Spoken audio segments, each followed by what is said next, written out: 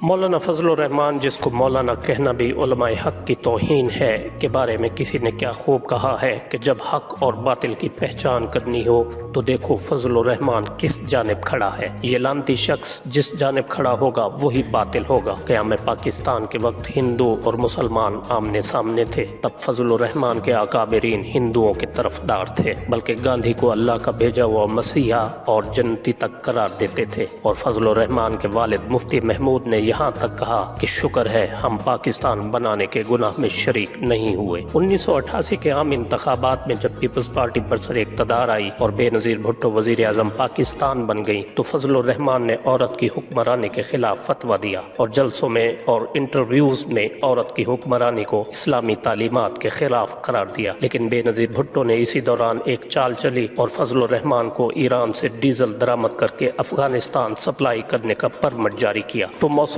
نہ صرف فوراً بے نظیر کے قدموں میں بیٹھ گئے بلکہ ڈیزل کے دھندے میں دھڑا دھڑ نوٹ چھاپنے لگے۔ اسی پر نون لیگ والوں نے فضل الرحمان کو مولانا ڈیزل کا لقب دیا، جو ان کی شناخت بن گیا۔ 1993 میں انہی ڈیزل پرمٹس کے بدلے میں جماعت اسلامی کی بے نظیر کے خلاف مہم کو غیر مؤثر کیا۔ 1997 میں دوبارہ نون لیگ اقتدار میں آئی تو فضل الرحمان ان کے ساتھ ہو گئے۔ 1998 میں نواز شریف کی خواہش پر فضل الرحمان نے پارٹی رہنما اجمل قادری کو اسرائیل کے خفیہ دورے پر بھیجا۔ موصوف کو وہاں VIP پروٹوکول ملا اور یروشلم کے صدارتی سویٹ میں 4 دن قیام فرمایا۔ دورے کا مقصد اسرائیل کو تسلیم کرنے کے حوالے سے لائحہ عمل طے کرنا تھا۔ اجمل قادری صاحب اس خفیہ دورے کی تصاویر بھی جاری کر چکے ہیں اور دورے کا اعتراف بھی کر چکے ہیں۔ پھر جب جنرل پرویز مشرف اقتدار میں آیا تو اس کے ساتھ ہی بن گیا، فرینڈلی اپوزیشن کی شکل میں۔ 2002 میں فضل الرحمان نے انڈیا کے دورے میں مسئلہ کشمیر اٹھانے کی بجائے کشمیر کے جہاد کو دہشت گردی قرار دے دیا اور مسئلہ کشمیر کو ہندو مسلم قومیت کا مسئلہ قرار دینے کی بجائے علاقائی تنازع قرار دے ڈالا، جس پر خوب شور اٹھا۔ لال مسجد والے واقعے میں اس خود ساختہ ملاؤں کے امام کا کردار صفر رہا اور دوران آپریشن پاکستان سے بھاگ کر لندن پہنچ گیا۔ آپریشن ہوا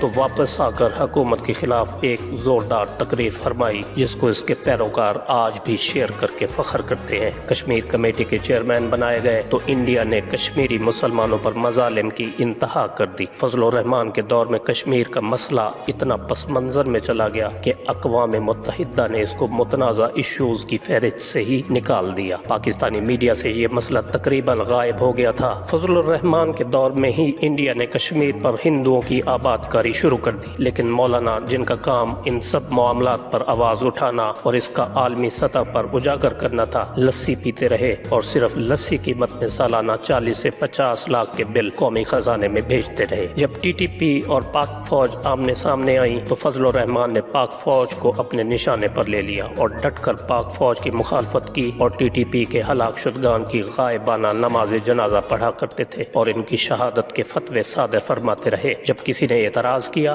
تو فرمایا کہ امریکہ کتا بھی مارے تو شہید ہے اور ان کو امریکہ مار رہا ہے۔ جب زرداری جیسا کرپٹ سیکولر پاکستان پر مسلط ہوا تو جم ملا اس کے خلاف کھڑا ہونے کی بجائے اس کا اتحادی بن گیا۔ جب پوری قوم الطاف حسین کو گالیاں دے رہی تھی تو مولانا فضل الرحمان اس کو حکومتی اتحاد میں شامل کرنے کے لیے منا رہے تھے۔ جب پیپلز پارٹی، MQM اور اسفندیار ولی جیسی سیکولر قوتیں بکھر رہی تھیں تو مولانا ان کو سمیٹنے کی کوشش کر رہے تھے۔ زرداری نے ہی امریکہ کو پاکستان پر ڈرون حملے کرنے کی باقاعدہ اجازت دی اور معاہدہ کیا۔ اس معاہدے پر فضل الرحمان نے بھی دستخط کیے اور سلیم صافی کے پروگرام میں اس کا اعتراف بھی کیا۔ ان ڈرون حملوں میں کم از کم 900 بے گناہ قبائلی جاں بحق ہوئے۔ اس کی صفائی دیتے ہوئے فضل الرحمان نے فرمایا کہ بے شک ہم نے دستخط کیے لیکن پارلیمنٹ میں ڈرون حملوں کے خلاف تقریر بھی کی تھی۔ جب پاناما والے معاملے میں پوری قوم نواز شریف کے احتساب کا مطالبہ کر رہی تھی تو مولانا ڈٹ کر نواز شریف کے ساتھ کھڑے ہو گئے اور فرمایا کہ کرپشن ہمارا مسئلہ نہیں، یعنی اگر نواز شریف لوٹیرا ہے تو بھی اس کا ساتھ دینا فرض ہے، کیونکہ اس نے فضل الرحمان کو 2-3 وزارتیں دے رکھی ہیں۔ نواز شریف نے انہی دنوں بیان دیا کہ ہم پاکستان کو لبرل بنائیں گے۔ اس کے بعد فضل الرحمان مزید ڈٹ کر نواز شریف کے ساتھ کھڑے ہو گئے اور فرمایا کہ کوئی حکومت کا بال بھی کبھی نہیں کر سکتا۔ پھر نواز شریف نے ختم نبوت کے حوالے سے حلف نامے میں تبدیلی کی۔ اس قانون سازی پر بھی فضل الرحمان اور JUI نے دستخط کیے، جس کے بعد فضل الرحمان سعودی عرب تشریف لے گئے، لیکن شیخ رشید نے بھانڈا پھوڑ دیا تو فضل الرحمان نے فرمایا کہ پوری پارلیمنٹ سے مشترکہ گناہ سرزد ہوا ہے، سب توبہ توبہ کریں۔ ویسے اگر یہ گناہ فضل الرحمان کے سوا کوئی اور کرتا تب بھی کیا فضل الرحمان اس کو توبہ کی ہی نصیحت کرتا اور اس کی توبہ قبول کر لیتا؟ 2018 میں عمران خان کے اقتدار میں آنے سے پہلے کسی نے فضل الرحمان سے پوچھا کہ اگر عمران خان آپ کو اتحاد کی پیشکش کرے تو آپ اتحاد کریں گے؟ تو فضل الرحمان نے جواب میں فرمایا کہ اندازوں پر بات نہیں کرنی چاہیے، یعنی وہ تیار بیٹھے تھے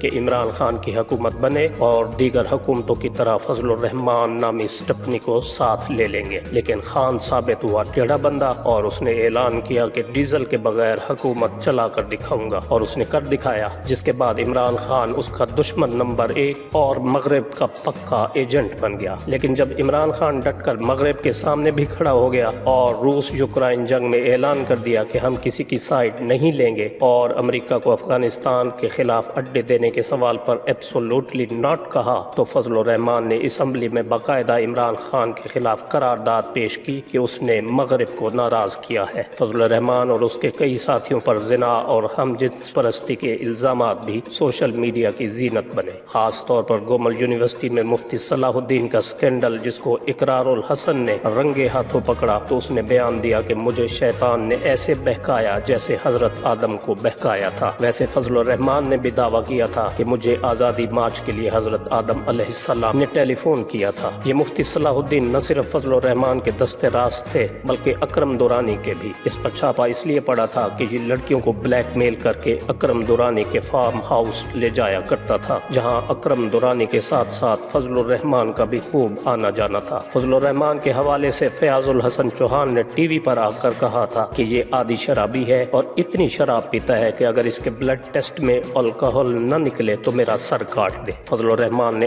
آج تک اس چیلنج کو قبول نہیں کیا۔ فضل الرحمان کی المصطفیٰ ٹاور کی کہانی بھی سوشل میڈیا پر زبان زد عام ہے کہ اس نے اسلام آباد میں F10 مرکز کے المصطفیٰ ٹاور کی تیسری منزل پر داشتہ رکھی ہوئی تھی۔ اس کے دوسرے ساتھی مفتی کفایت اللہ کے ساتھی علماء مفتی شمس وغیرہ ایک بچے کے ساتھ زیادتی کرتے پکڑے گئے تو مفتی کفایت نے فضل الرحمان کا اثر و رسوخ استعمال کرتے ہوئے ان کے خلاف تحقیقات پر پابندی لگوائی، کیونکہ مانسہرہ میں مقامی لوگوں میں یہ بات گردش کر رہی تھی کہ پکڑے گئے علماء مدرسے کے یہ بچے مفتی کفایت سمیت دیگر علماء کو بھی سپلائی کرتے تھے۔ بچے کے DNA ٹیسٹ میں بھی ان ظالموں کا جرم ثابت ہوا۔ اسی طرح لاہور میں ان کا ایک عالم مفتی عزیز الرحمان بھی رنگے ہاتھوں پکڑا گیا تھا۔ انہی کے ایک ساتھی منظور مینگل کا بیان آپ سن لیجئے کہ اپنے مدارس اور وہاں کے غسل خانوں میں ہونے والے کرتوتوں کے بارے میں کیا فرماتے ہیں۔ یہ علماء کے بھیس میں بد کردار، کرپٹ اور طاغوت کے ایجنٹوں کا ٹولہ ہے۔ اس کی باطل پرستی، بغض، کینہ اور بد اخلاقی ضرب المثل ہے۔ ان کے زیر اثر مدارس میں اپنے اندھے بہرے پیروکار تیار کرتے ہیں،